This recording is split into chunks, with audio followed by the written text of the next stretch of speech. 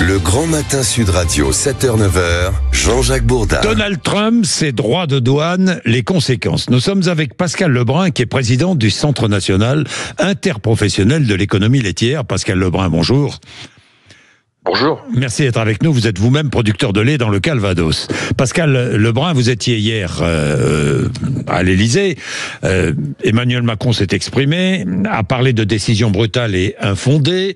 Il a demandé une suspension des investissements, suspension provisoire aux États-Unis avant toute clarification. L'Europe est en train de se mobiliser. L'Europe doit rester unie, a dit hier Emmanuel Macron. Les Américains sortiront plus faibles et plus pauvres, c'est ce qu'il a dit.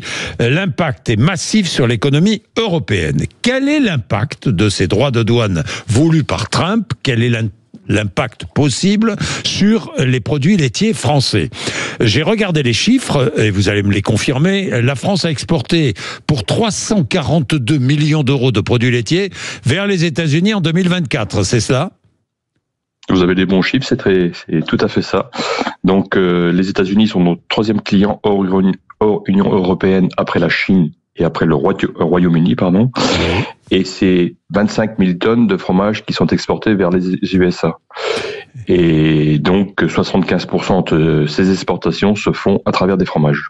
À travers des fromages. Quel fromage exporte-t-on ? Donc on y exporte du brie, principalement, de l'emmental, des AOP, des pâtes molles, des pâtes pressées cuites, ce que je viens de dire. Donc on exporte ces produits à forte valeur ajoutée, donc sur le continent américain. Oui, exportation de produits français vers les États-Unis qui ont doublé en 10 ans. Ces produits fromagers, faisant de ce marché un axe stratégique pour vous, pour l'industrie laitière française. Tout à fait. Donc l'objectif pour nos entreprises laitières, c'est d'exporter des produits à forte valeur ajoutée qui forcément se traduit par la valorisation auprès du producteur de lait au final, quoi.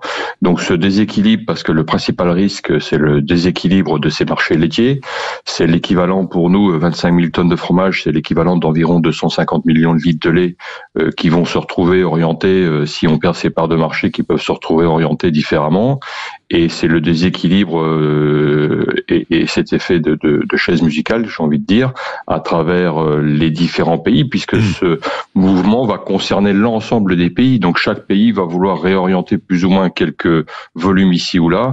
Et tout ça va déséquilibrer le marché européen et mondial. Voilà, tout est dérégulé. Pascal Lebrun, que craignez-vous et quelle réponse, selon vous, faut-il apporter ?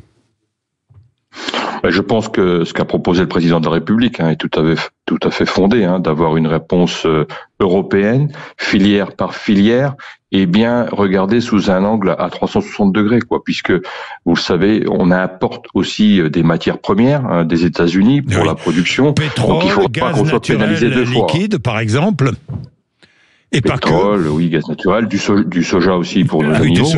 Quelque part, il faudrait pas qu'on se fasse pénaliser deux fois. Donc, il faut bien regarder de quelle manière on va riposter, parce que la riposte va se faire, mais l'objectif n'est pas de monter les choses en escalade. Et l'objectif est bien de bien ramener les États-Unis à la raison, mais il nous faut une réponse filière par filière à l'échelle européenne.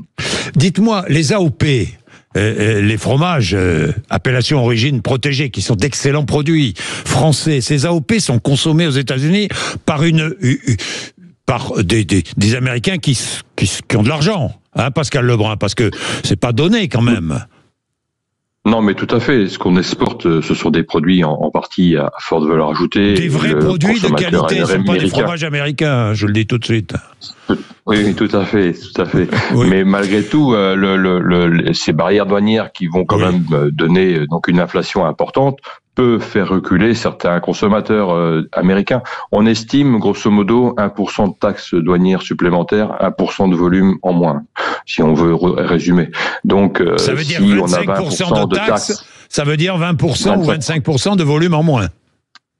Voilà, c'est ça, c'est ce qui pourrait être l'analyse qui peut être faite, ce qu'on on m'a ramené, c'est un petit peu le raccourci rapide qui peut être fait, mais voilà, donc l'impact est quand même considérable, d'où cette nécessité de montrer aussi, mais pour l'ensemble de l'économie française, européenne et mondiale, et d'essayer de ramener les États-Unis à la raison.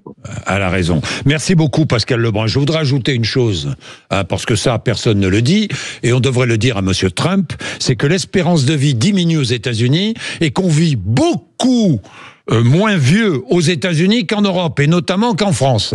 Peut-être parce qu'on mange pas de la même manière. Voilà, je voulais aussi le préciser. Merci, Pascal Lebrun.